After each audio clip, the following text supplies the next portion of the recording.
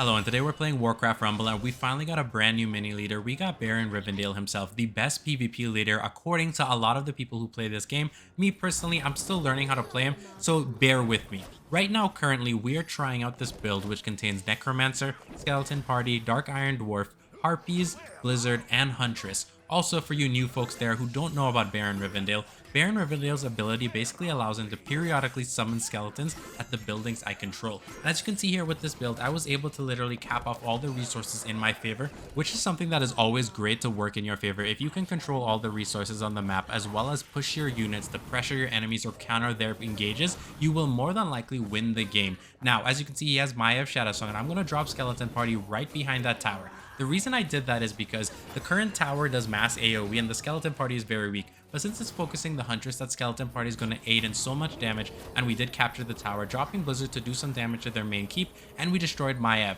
Now, obviously that contingent there, I doubt it's going to be enough to end the game, but it seems like they're doing so much damage, and the enemy is not able to really do anything, play any maneuvers right now that will allow them to counter it, and I pulled back to ensure I can collect all the resources. He does use his Dark Iron Dwarf to collect that chest, but it's not going to be enough. That Huntress is tanky enough and willing to do the damage, and I think this is GG right here. It should end in a couple seconds. It's beautiful. I really like the Huntress. I would say overall, as I've been playing this game now for about 2 weeks, the Huntress is definitely my favorite character. Now in this next game right here, we are also going to be trying to control the resources, as that's my whole gameplay. Baron Rivendare himself is very tanky and I like it.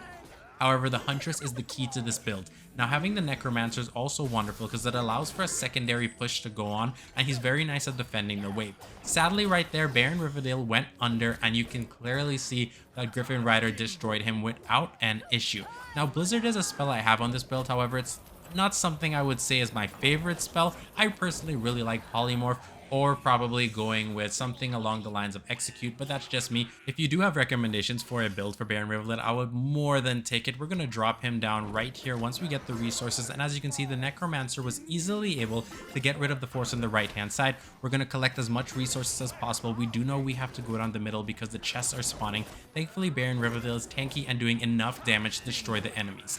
Now, he's probably going to go down and go uncontested because the enemy seems to be spending a lot of resources to clear the right hand side. That's something I really love about this build as well. With the Necromancer being able to stall nice pushes, the constant spawning of the skeletons from the bases adds for a massive buildup of extra skeletons. Obviously, they can be eliminated no problem with a Blizzard or anything, and you can see me using the technique on the left hand side, allowing us to catch that tower, and now we have pushed in to the end of the game. We have such a massive force going in here, we can probably end it right there, and I'm super happy about it.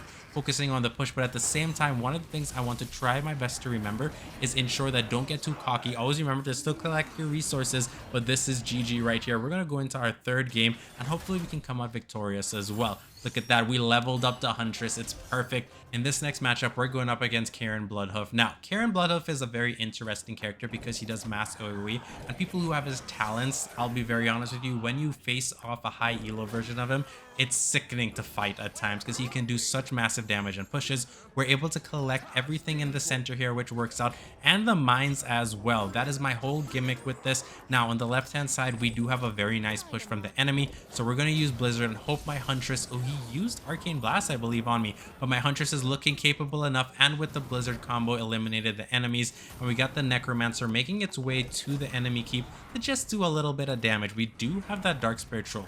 I think, guys, my tower should be able to take him out, so I'm not worrying too much. I'm just preparing right now to collect resources on the left-hand side. That was a nice push on my part. The combo worked with the Huntress in front and the Skeleton Party in the back to capture it. So we got Baron Rivendare coming down the top. I dropped my Dark Iron on the right. I did not expect that Dark Spear Troll to do so much damage, which eliminated the keep. Now, I did send in my Huntress, but sadly, the pathing of the unit was so terrible, she did not get a chance to really hit the Dark Spear Troll. So we're using Blizzard here to ensure it does not go fully up, and that one skeleton is more than enough to take it down. Right now, I'm strategically planning to prepare for the next resource push because I want to make sure I collect them, because Baron Rivendare is more than enough to take out that unit he was fighting. I think it was a Tauren warrior. So the skeleton, the lone MVP of the game, I will give him that title, is gladly taking back that tower for us. I think I dropped Baron at the right moment. He should be able to collect the chest if they choose to spawn. The Kobold is going for that nice resource, and the chests do spawn right here. Now Cairne is getting getting distracted by that tower, which is good for me. The secondary chest did not spawn in time, but that's okay. Oh, it did. Perfect. Baron turned around. Now we got more resources out, and we take down the ogre and Cairne, saving us from losing that tower as well. We're going to drop skeleton party right behind here as those two tanky units are taking the front of the fiery damage. And look at that. We make... Oh no, it switched to the backside, but that's okay. The Huntress is doing really nice damage, and there we go, GG. We also placed the Dark Iron at another avenue because we had a very nice opportunity to push in, so we surrounded the keep as much as possible to end it off. Now in this game, we can clearly see that the enemy placed a Wolf Rider, which is coming down and going to collect that first chest. Now, unlike the Sneed build, every kind of resource I have on the map is going to count because I don't get double gold. And as you can see here, it's looking very nice for us right now. However, Cairne is coming down and is going to concave and probably destroy the units I have in the middle lane. Huntress is going in. We're dropping the skeleton party behind to do some damage. However, it looks like a very bad misplay on my part as that party gets eliminated, but we still have our Huntress there at full health. She might be able to get that tower. Now, the middle lane is clear, and on the right-hand side, we do see a dragon, but the real threat we got to make sure to eliminate is Cairne. So here's what I'm thinking to do. Distract him out maybe, and then probably, you know, try to eliminate him. So we're going to drop the Dark Iron to get his attention while the Necromancer's coming up from behind and should be able to eliminate him with the damage of that and the tower. The dragon was no real threat, which works out great for us. However, that Wolf Rider is coming in hot, so I had no choice but to summon the Huntress. I need to ensure that I secure that chest for those resources. Resource gap with this build, or resource loss in general, is very hard to come back with. So that is something you need to always keep in mind.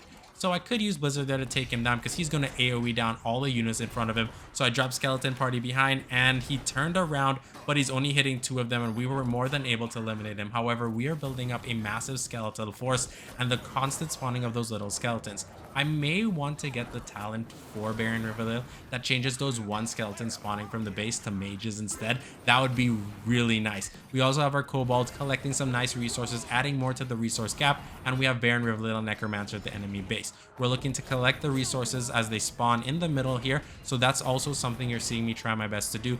Ensure that I'm not always all-in. I want to make sure I'm still collecting resources where I can because you can fall back at any moment. So as you can see there, he spawns Cairne, but we were able to collect the 4 gold from the middle path, which works out really great. Since Cairne can't hit anything in the air, those harpies are going to go to town and rip him to shreds. And this is probably going to be the last push right here. Now I summon Baron on the right-hand side all the way at the base so we can get an extra push coming down. And the massive damage coming out, that Huntress is such a great character overall. Dropping the Dark Iron by that nice mine, which is filled with gold. And I think we may end it off right here. And we do. That's a nice GG. So we're moving into the next game.